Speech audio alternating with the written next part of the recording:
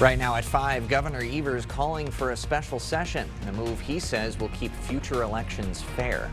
And lacrosse committees eye multiple votes, how one could add more restrictions on tobacco products. You're watching WKBT Lacrosse. This is News 8 Now at 5. Good evening, everyone. I'm Ken Kozarowski. And I'm Emily Brown. We start with the intensifying war on Iran and reports that clerics there are selecting a new supreme leader. Also breaking right now in South Lebanon, Israel targeting and taking out reported Hezbollah sites. So far, no immediate report of casualties. It comes as the U.S. shuts down the embassy there. At the White House, a push to evacuate U.S. citizens trapped in the Middle East. So far, 9,000 Americans have made it out. 1,500 are still looking for help. The White House says chartered flights will leave from the UAE, Saudi Arabia, and Jordan. CBS's Aaron Navarro has the latest. As strikes continue to rock Iran's capital city, President Trump defended his decision to use military force. If we didn't do what we're doing right now, you would have had a nuclear war and they would have taken out many countries because you know what? They're sick people. In the Oval Office Tuesday, the president also pushed back on Secretary of State Marco Rubio's remarks that the U.S. got involved because Israel was planning the strike, triggering retaliation from Iran. Based on the way the negotiation was going, I think they were going to attack first. And I didn't want that to happen. So if anything, I might have forced Israel's hand. Israel sent troops into Lebanon Tuesday as the war widened, and Iran launched retaliatory strikes across the region, including a hit on the U.S. Embassy in Saudi Arabia. The State Department urged Americans in 14 countries across the Middle East to get out if they can. We're going to unleash Chang on these people in the next few hours and days. You're going to really begin to perceive a change in the scope and in the intensity of these attacks. Here on Capitol Hill with Secretary Rubio, Defense Secretary Pete Hegseth, and others, briefing all members of Congress, Democrats wanted answers on the administration's justification for war and its endgame. There seems to be no clear goal, an objective that is achievable without a prolonged, forever war that envelops the entire region. I am troubled by the lack of a rationale. Is it the nuclear program? Is it missiles? Is it regime change? Is it oil? Both the House and Senate are set to vote on war powers resolutions this week that would require the president to seek congressional approval for any continued military action against Iran. Aaron Navarro, CBS News, Capitol Hill. Gas prices are seeing the biggest one-day jump since Hurricane Katrina in 2005. According to AAA, the national average jumped 11 cents. And stay with News 8 Now online and on air for continuing coverage of the U.S. attack on Iran. Governor Tony Evers is calling the legislature into special session to ban partisan gerrymandering in Wisconsin. Evers signed the executive order today, calling lawmakers back to the Capitol on April 14th. The goal is a constitutional amendment that would keep politics out of the map drawing process. Evers says Wisconsin has fair maps now, but future lawmakers could rig them after the 2030 census. These maps are fair, which means each party has a shot of winning control in the legislature. It's just common sense that if either party wins the majority of the statewide votes, there should be more than likely to win a majority of legislative seats. Republicans have frequently ignored Evers' previous special session calls on other issues like child care, often gaveling in and out within seconds. Happening now, La Crosse City leaders are discussing several major changes. News 8 Now's Jadius McGee is live at City Hall tonight. Jadius, what's on the table? Yeah, two key votes are happening here at City Hall tonight. First, the La Crosse Common Council. They're going to vote on the $2 million purchase. The city wants to use tax incremental district funds to buy the Radisson Center on 2nd Street, right next to the La Crosse Center. The agreement includes a restriction that blocks the site from becoming a hotel or a restaurant. The J&A committee is also considering an ordinance that would update La Crosse's tobacco and vaping laws to match state and federal rules. The proposal would enforce the minimum age of 21 to purchase or possess tobacco and nicotine products. Also, when and where cigarettes, vaping devices, and other products can be sold. Now, that meeting is set to start at 6, and we will bring updates throughout the night. Reporting in La Crosse, Jadius McGee, News 8 Now. Thank you, Jadius. Barnes & Noble at Valley View Mall closing early due to a safety issue. In a social media post, the store said the issue was related to a leaky roof and water damage. A timeline for reopening is not clear yet, and any updates will be posted on their Facebook page. Well, today felt more like it, reaching 50 degrees, Greg. My cats were loving that, wanted to get outside and play. Yeah, it's going to be spring-like. It looks like maybe for the next week and a half, and then we have changes after that, but definitely get out and enjoy the temperatures this week. Today we got mainly in the 50s for some areas, other areas with more snow on the ground, we're more into the 40s, but still above average all in all, with some afternoon sunshine after some morning clouds. For this evening, really it's going to be fairly nice out there, mild. We're just getting back down to 38 degrees with mainly clear skies. It'll clear, and very similar for La Crosse too, just dropping back down into the upper 30s as we get towards 9 or 10 p.m. with light winds and mainly clear skies right now. Overall, currently we're in the 40s with a light wind, not any cloud cover out there, so really fantastic conditions for this time of the year. As we look at currently, there's some cloud cover out there, but further to the south and to the southwest, but all in all, still very clear throughout the whole area. Now, coming up, we do dry conditions for now, but we are going to get to wet and even potentially maybe a little severe action going in later this week, too. So definitely enjoy it, because Friday cuts around. It's going to be a different story here. All right. Thank you, Greg.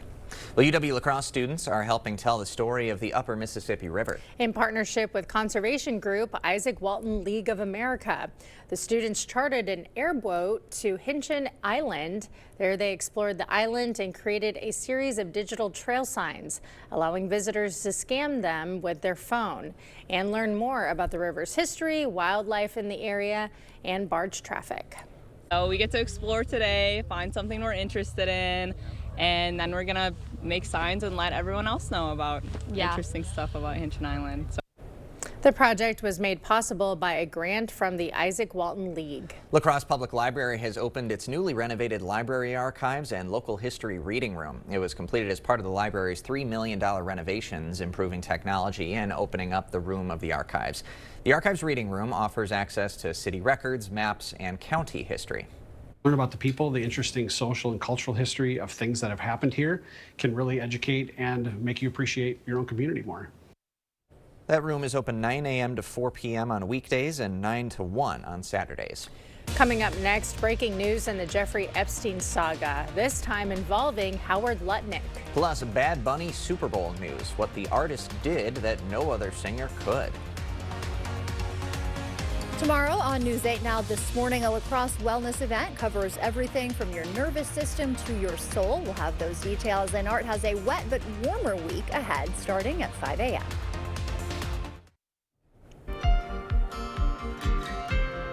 Breaking news in the Jeffrey Epstein case. Commerce Secretary Howard Lutnick will talk with the House Oversight Committee. It will be a closed-door meeting.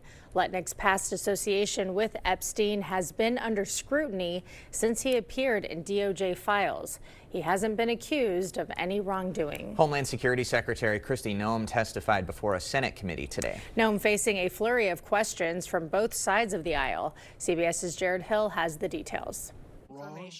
Is it so hard to say you were wrong? Holding firm before the Senate Judiciary Committee, Department of Homeland Security Secretary Kristi Noem refused to say if federal agents might be at fault in the shooting deaths of Renee Good and Alex Preddy. She also defended her initial statements following the shootings. Ma'am, I did not call him a domestic terrorist. I said it appeared to be an incident of. I think the parents saw it for what it was. North Carolina Republican Thom Tillis has called for Noem's resignation, saying she mismanaged the department while trying to meet White House deportation targets. We want 1,000 a day, 6,000 a day, 9,000 a day because numbers matter, right? No, they don't matter. What we've seen is innocent people getting detained that turn out are American citizens. Some of them were at the hearing, including Marimar Martinez, a U.S. citizen shot 5 times by a Border Patrol agent in Chicago last fall. That situation, I don't know the details of, but I will look into that. Parts of DHS have been shut down since February 14th, with Democrats holding up funding while pushing for ICE reforms after the deadly chaos in Minneapolis. Immigration enforcement, aviation security, disaster response, cybersecurity, and the protection of critical infrastructure are all being strained. We will find you. Republican Senator John Kennedy wanted to know more about a $220 million DHS ad campaign featuring Noem. Helpful to know is how effective that communications has been. That they overwhelmingly were effective in your name recognition. Questioned about the midterm elections, Noem said there were no plans for ICE agents to be at polling places in November. Jared Hill, CBS News. Well, it's primary day in North Carolina, Texas, and Arkansas. And all eyes are on Texas. The May runoff race to watch is the Democratic Senate one between Representatives Jasmine Crockett and James Tallarico. In a January University of Houston poll, Crockett led Tallarico by 8 points. President Trump will attend the White House Correspondents' Dinner. He's turned down previous invites. The event is known for poking fun at presidents. This year's event is on April 25th.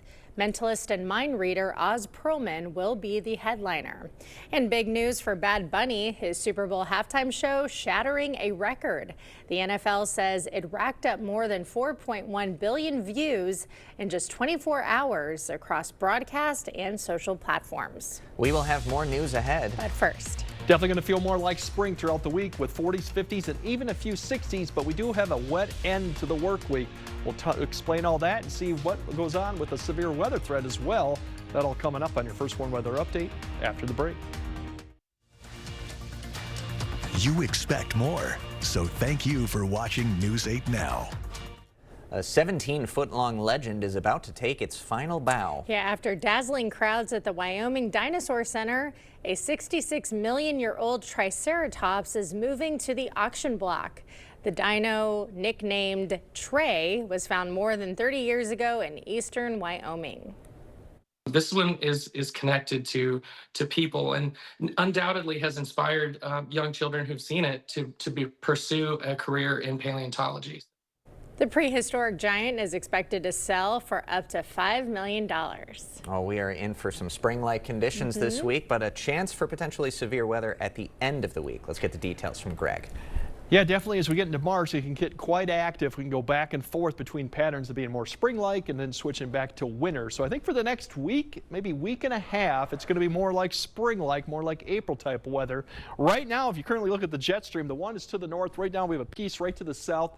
That's going to key in a system that'll stay to our south Wednesday night into Thursday. More cloud cover probably, but the precipitation for the most part stays south of that. Then it comes as we get towards Thursday and Friday, that really jet begins to dive to the south and then pull to the north. And coming Thursday night into Friday, it's really going to be pulling some moisture northward, and this long fetch and pretty decent jet is going to help fuel some thunderstorms potentially Friday night, maybe some severe. We'll see how far north it can get, but that's what we're looking at that jet comes through, and then we'll kind of dry out eventually on Saturday as that pushes east. So it'll be active towards the end of the week, but for the most part, dry until we get to Friday morning for the most likely. Right now we have a current front up to the north. That's going to really stay up there. That's not going to be much of a factor. To the south, there's that system that's developing, as I mentioned previously. It'll really start gearing up as we go to Wednesday night into Thursday. Provide clouds and a little bit of precip potentially for areas in southern Wisconsin at the most part. Now tonight the main story we got is fog potential. Given we're going to clear out, we have moisture, especially where there's a snowpack. You'll probably see some fog developing, and this has the visibility overlaid with low clouds. So this is a lot, could either be low cloud cover that really doesn't touch the surface, although fog. So we'll keep monitoring this, but overall expect this to expand. So by the time we get to 5 to 6, we're seeing areas that could be down to 1 mile visibility, especially over snowpacked areas or nearby. Or you're just going to have low clouds. Further east you go, unlikely going to see too much of that. But this will continue in the morning, so expect a lot of cloud cover, low clouds in the morning to about 9 or 10, and then quickly it's going to basically clear out of the area, so you can see that clearing skies as we go to noon. Further north you go, it may be into the afternoon to see clearing skies, but it will eventually happen. And towards the end of the day, you'll start seeing clouds come up from the south.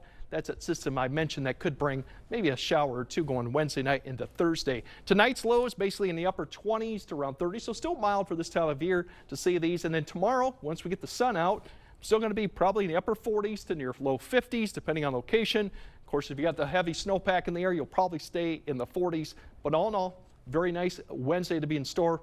Going in Thursday, a lot more cloud cover, that wind out of the east. Shower chance fairly low, but we could see some of that further south to go. Not expecting a lot of precipitation if it does happen. As we go to Friday, that gets a little bit more interesting too. A lot of rain in the morning, thunderstorms potentially late afternoon and evening.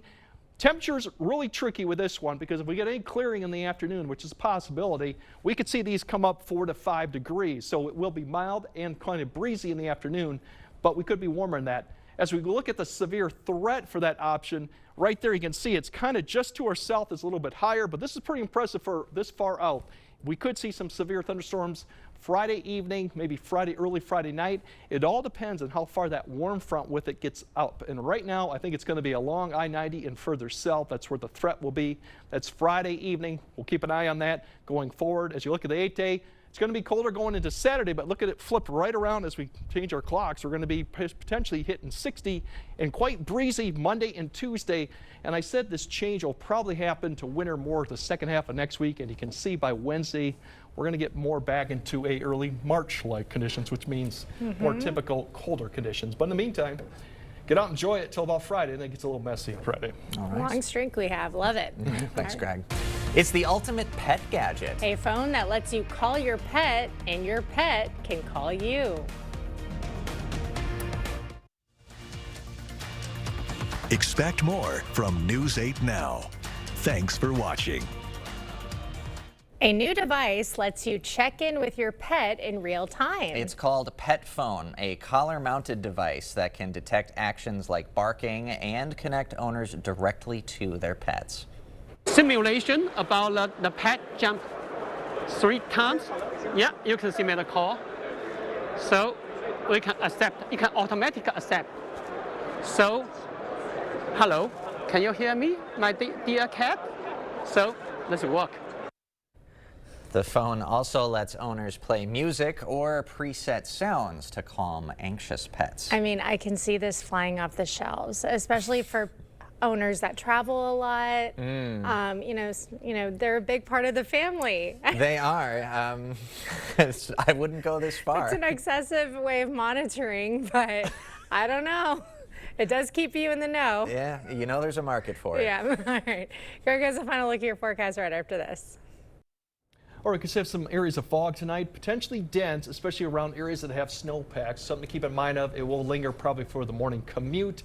Otherwise, tomorrow still spring-like through Thursday, but notice Friday, we could have a severe threat Friday evening, but it's definitely going to be wet and then turning colder for Saturday, but overall, very mild until that point. All right. All right, that does it for us at 5. We'll see you back at 6.